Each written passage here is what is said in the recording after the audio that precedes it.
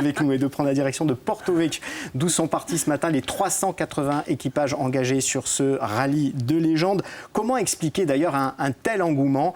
Eh bien, on retrouve sur place Marie-Céline Sport.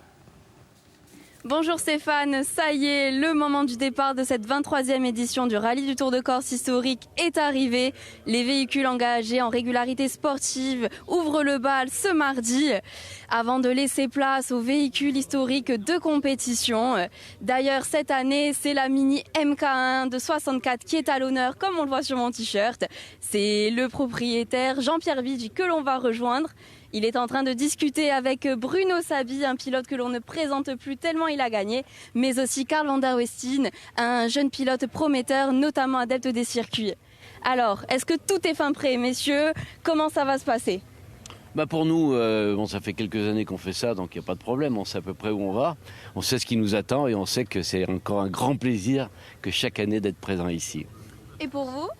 Nous c'est la deuxième année, donc on va encore découvrir, mais la voiture est prête, mon copilote est prêt, je suis prêt aussi, donc on va y aller.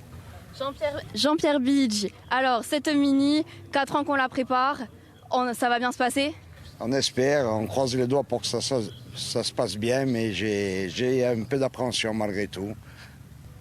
Est-ce qu'on aurait des conseils à lui donner, Bruno Sabi, alors? Il est quand même un peu expérimenté, il m'a dit qu'il l'avait fait quelques fois. Je crois que c'est des petits détails à régler, une histoire d'essence, parce que c'est vrai que là on va aller dans la montagne, surtout demain, et il n'y aura pas beaucoup de possibilités pour trouver de l'essence. Mais s'il fait sur le routier, on a quand même un peu de temps, donc il aura le temps à mon avis de faire son plein et de pouvoir faire cette étape tranquille.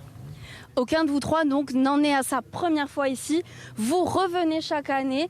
Qu'est-ce qui fait qu'on souhaite le refaire, ce rallye? Est-ce que c'est le fait qu'il y ait des spéciales aussi longues, cette possibilité de rouler? Car il y a quand même une spéciale de 42-43 km, ça joue beaucoup? Je crois que Karl peut répondre parce que lui, c'est un spécialiste du circuit. Il vient se détendre sur un rallye et je pense que 42 km, ça ne doit pas lui faire peur. En circuit, vous faites plus quand même. En circuit, on fait plus, ouais, mais c'est vrai que 42 km... Moi, je vais dire que je vais tenir. C'est plus la voiture qui m'inquiète, les pneumatiques et les freins. Parce qu'il y a un peu de descente, donc ça fait toujours chauffer. Donc la dernière fois qu'on a eu une grande spéciale, elle s'est mal terminée. Donc on va assurer le coup sur celle de 42, mais ce qui nous fait revenir, c'est les spéciales et le paysage. Carl van der Westin, vous avez 26 ans, vous faites partie de ces jeunes avec votre petit frère César qui s'intéresse de plus en plus aux historiques. Qu'est-ce qui vous plaît en particulier dans ces voitures vintage, surtout quand on est un peu de l'ère électrique au final? La belle mécanique, une voiture sans électronique justement, que du pilotage, pas d'ABS, rien du tout. Et ça donne des sensations qu'on n'a plus aujourd'hui dans les autres voitures. Et puis on participe à l'histoire aussi. Moi, je pourrais rajouter effectivement que ces voitures-là qui ont marqué une époque, qui étaient surtout des voitures acrobatiques, parce que depuis, il y a beaucoup de choses qui ont progressé. Et puis, les voitures ont progressé aussi. Donc, j'ai eu l'occasion hier d'essayer le même genre de voiture qu'à Karl.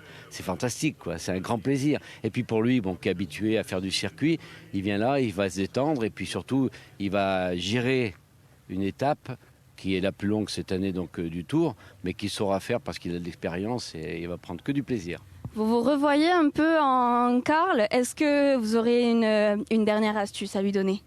Je lui dirais surtout qu'il a la chance de faire un Tour de Corse, parce que maintenant, malheureusement, on l'a plus en WRC. On le regrette vivement, on espère qu'un jour ça reviendra. Pour moi, c'est l'épreuve la plus importante du calendrier sur asphalte. Il y a des rallyes mythiques comme le Safari, les 1000 lacs ou le Rallye de Monte-Carlo qui ont chacun leur spécialité. Mais là, le Tour de Corse, c'était une grande fête. Moi, je l'ai fait de nombreuses fois, la première année en 69. Et je garde que des bons souvenirs parce que tout le monde apprécie. Il y a un engouement pour cette épreuve. Toute la Corse était sur le bord de la route et je crois qu'ils vont revenir parce que ça va leur rappeler des souvenirs. En tout cas, messieurs, je vous souhaite bonne chance. Merci beaucoup. Régalez-vous, régalez-nous aussi. En attendant, Stéphane, nous, on va se retrouver demain avec les petites mains, cette fois des zones assistance. Je vous en dis plus donc demain et peut-être que nous aussi, on finira par se lancer dans les rallyes. J'espère bien. Merci Marie-Céline et merci également à Frédéric Huguet et Patrick Lantermino qui vous accompagnent. Rendez-vous à ne pas